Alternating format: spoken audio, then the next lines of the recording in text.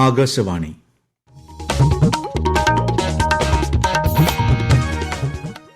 നമസ്കാരം. പ്രാദേശിക വാർത്തകൾ വായിക്കുന്നത് കരോൾ ത്രേസ്യാമ്മ അബ്രഹാം. പ്രധാന വാർത്തകൾ. സൈപ്രസ്, കാനഡ, ക്രൊയേഷ്യ എന്നീ രാജ്യങ്ങളിലേക്കുള്ള പര്യടനത്തിനായി പ്രധാനമന്ത്രി നരേന്ദ്രമോദി യാത്ര തിരിച്ചു. നിലമ്പൂർ ഉപതെരഞ്ഞെടുപ്പിനുള്ള പ്രചാരണം ഊർജിതം. മുതിർന്ന നേതാക്കളടക്കം രംഗത്ത്. സംസ്ഥാനത്ത് അതിതീവ്ര മഴയ്ക്ക് സാധ്യതയെന്ന് കേന്ദ്ര കാലാവസ്ഥാ വകുപ്പ്. വടക്കൻ ജില്ലകളിൽ ഇന്ന് ചുവപ്പ് ജാഗ്രത. നദീതീരങ്ങളിൽ ജാഗ്രതാ നിർദ്ദേശം. രാജഭരണകാലത്തെ പടയോട്ടം അനുസ്മരിച്ച് കൊല്ലം ജില്ലയിലെ ചരിത്ര പ്രസിദ്ധമായ ഓച്ചിറകളിക്ക് ഇന്ന് തുടക്കം.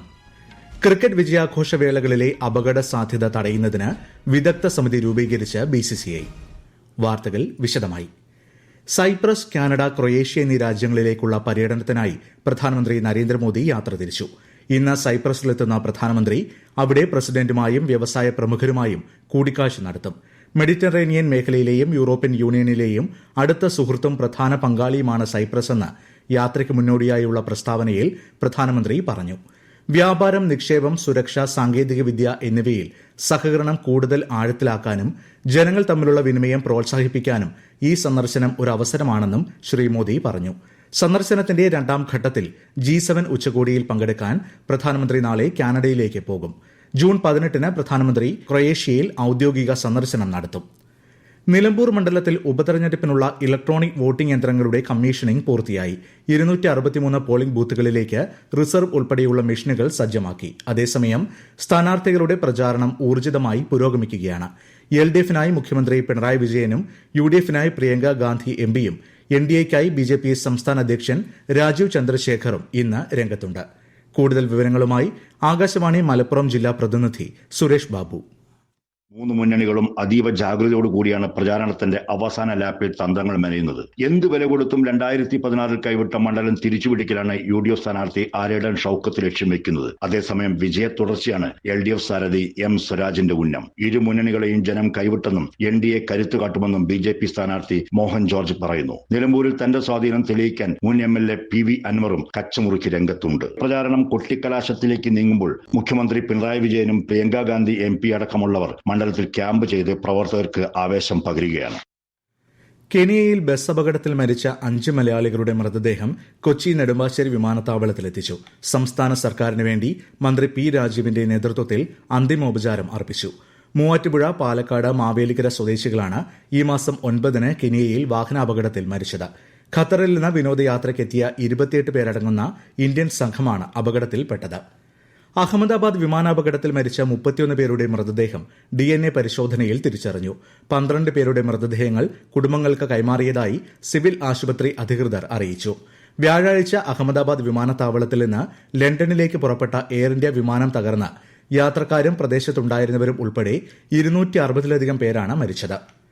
ബ്രിട്ടന്റെ യുദ്ധവിമാനം തിരുവനന്തപുരം വിമാനത്താവളത്തിൽ അടിയന്തരമായി ലാൻഡ് ചെയ്തു. ഇന്ധനം നിറയ്ക്കുന്നതിന് വേണ്ടിയാണ് ഇന്നലെ രാത്രി 9:30 വിമാനം അടിയന്തരമായി താഴെയിറക്കിയത്. 100 നോട്ടിക്കൽ മൈൽ അകലെ ബ്രിട്ടീഷ് നാവികസേനയുടെ യുദ്ധക്കപ്പലിൽ നിന്ന് പരിശീലന പറക്കലിനിടെയാണ് ഇന്ധനം തീർന്നത്. വിമാനത്തിൽ പൈലറ്റ് മാത്രമാണ് ഉണ്ടായിരുന്നത്. കേന്ദ്ര സർക്കാരിന്റെ നടപടിക്രമങ്ങൾക്ക് ശേഷം വിമാനം തിരുവനന്തപുരത്ത് നിന്ന് വിട്ടയക്കും. കോഴിക്കോട് തീരത്തിന് സമീപം അപകടത്തിൽപ്പെട്ട ചരക്ക് കപ്പൽ ടഗ് ഉപയോഗിച്ച് പുറം കടലിലേക്ക് വലിച്ചുകൊണ്ടു പോകാനുള്ള ശ്രമം തുടരുന്നു. കപ്പലിലെ തീ നിയന്ത്രണ വിധേയമാക്കാനുള്ള ശ്രമങ്ങളും നടക്കുന്നുണ്ട്.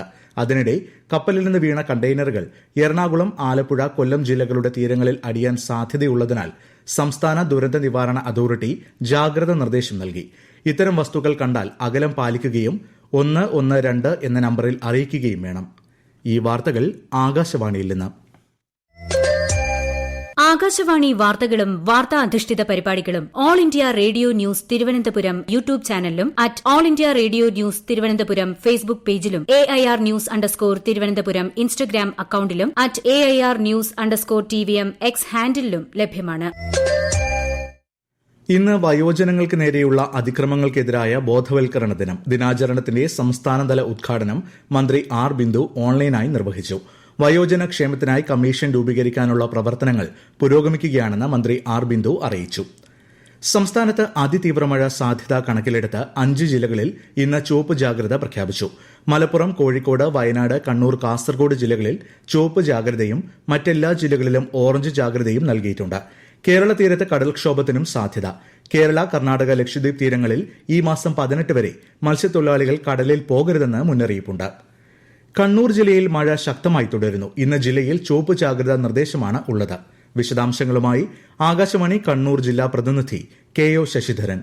ഇന്നലെ മുതൽ റെഡ് അലർട്ട് നിലനിൽക്കുന്ന ജില്ലയിൽ ഇന്ന് രാവിലെയോടെയാണ് മഴ ശക്തമായത്. പലയിടങ്ങളിലും ഇടയ്ക്കിടെ ശക്തമായ കാറ്റ് വീശിയടിക്കുന്നുണ്ട്. കാറ്റിൽ കണ്ണൂർ മട്ടന്നൂർ റോഡരികിൽ 2 മരം വീണു. വളപട്ടണം മുതൽ ന്യൂമാഹി വരെ കടലാക്രമണത്തിനും ഉയർന്ന തിരമാലയ്ക്കും സാധ്യതയുണ്ടെന്ന് ദേശീയ സമുദ്രസ്ഥിതി പഠന ഗവേഷണ കേന്ദ്രം മുന്നറിയിപ്പ് നൽകിയിട്ടുണ്ട്. പഴശ്ശി ഡാമിന്റെ ആകെയുള്ള 16 ഷട്ടറുകളിൽ 6 ഉയർത്തിയിരിക്കുകയാണ്. ട്യൂഷൻ സെന്ററുകൾ ഉൾപ്പെടെയുള്ള ജില്ലയിലെ വിദ്യാഭ്യാസ സ്ഥാപനങ്ങൾ ഇന്നും പ്രവർത്തിക്കരുതെന്ന് ജില്ലാ കലക്ടർ ഉത്തരവിട്ടു.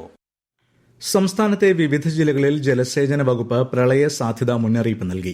പത്തനംതിട്ട ജില്ലയിലെ അച്ചൻകോവിൽ, കാസർഗോഡ് ജില്ലയിലെ കരിയങ്കോട്, നീലേശ്വരം, ഒഗ്രാൽ എന്നീ നദികളുടെ കരയിലുള്ളവർ ജാഗ്രത പാലിക്കണമെന്ന് നിർദ്ദേശം. നദികളിൽ ഇറങ്ങാനോ നദി മുറിച്ചു കടക്കാനോ പാടില്ല. ആവശ്യമെങ്കിൽ അധികൃതരുടെ നിർദ്ദേശാനുസരണം മാറി താമസിക്കേണ്ടതാണ്. ശക്തമായ മഴയിൽ നെയ്യാർ ഡാമിലേക്കുള്ള നീരൊഴുക്ക് വർദ്ധിക്കുന്നു. ഈ സാഹചര്യത്തിൽ ഡാമിന്റെ 4 ഷട്ടറുകൾ കൂടുതൽ ഉയർത്തി. സമീപ പ്രദേശങ്ങളിലുള്ളവർ ജാഗ്രത പാലിക്കണമെന്ന് തിരുവനന്തപുരം ജില്ലാ കളക്ടർ അറിയിച്ചു. മലങ്കര അണക്കെട്ടിന്റെ സ്പിൽവേ ഷട്ടറുകൾ ഘട്ടം ഘട്ടമായി ഉയർത്താൻ സാധ്യതയുണ്ടെന്ന് മുന്നറിയിപ്പ്. മഴ തുടരുന്ന സാഹചര്യത്തിൽ മൂവാറ്റുപുഴയാറിന്റെ ഇരുകരകളിലും താമസിക്കുന്നവർ മുൻകരുതൽ സ്വീകരിക്കേണ്ടതാണ്. ചരിത്ര പ്രസിദ്ധമായ ഓച്ചിറ കളി ഇന്നും നാളെയും ഓച്ചിറ പടനിലത്ത് നടക്കും. രാജഭരണകാലത്തെ പടയോട്ടവും പോരാട്ടവും ഓർമ്മിപ്പിച്ച് പടനിലത്ത് ആയോധന കലയുടെ അഭ്യാസ പ്രകടനങ്ങൾ നടക്കും. കരുനാഗപ്പള്ളി, കാർത്തികപ്പള്ളി, മാവേലിക്കര എന്നീ താലൂക്കുകളിൽ ഉൾപ്പെട്ട 52 കരകളിൽ നിന്നുള്ള കളി സംഘങ്ങളാണ് ഓച്ചിറ കളി കാഴ്ചവെക്കുന്നത്. കരകളിക്ക് ശേഷം 8 കണ്ടത്തിൽ പോരാട്ടവും നടക്കും. കണ്ണൂർ കൊട്ടിയൂർ വൈശാഖ മഹോത്സവത്തിലെ 4 ആരാധനകളിൽ ആദ്യത്തേതായ തിരുവോണം ആരാധന ഇന്ന്. ഉച്ചയ്ക്ക് പൊന്നിൻ ശീവേലിയും ആരാധനാ സദ്യയും ഉണ്ടാകും. ചൊവ്വാഴ്ചയാണ് ഇനിർവെപ്പ്. ക്ഷേത്രത്തിൽ വലിയ ഭക്തജന തിരക്കാണ് അനുഭവപ്പെടുന്നത്.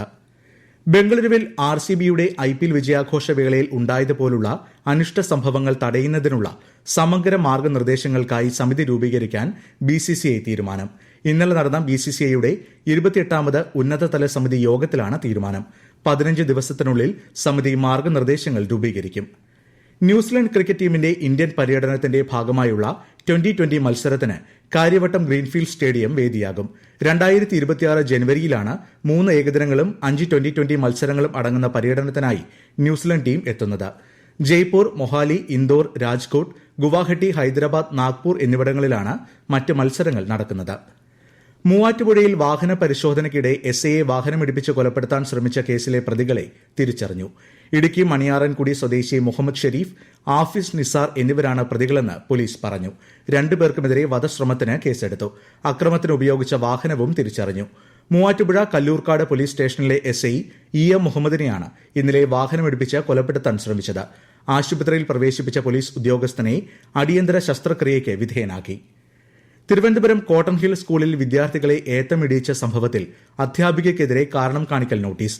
DOയുടെ റിപ്പോർട്ടിന്റെ അടിസ്ഥാനത്തിലാണ് നടപടി. ആലപ്പുഴയിൽ കാർ തോട്ടിൽ വീണ യുവാവ് മരിച്ചു. തത്തമ്പള്ളി കൂട്ടിച്ചിറ ബിജോയ് ആന്റണിയാണ് മരിച്ചത്.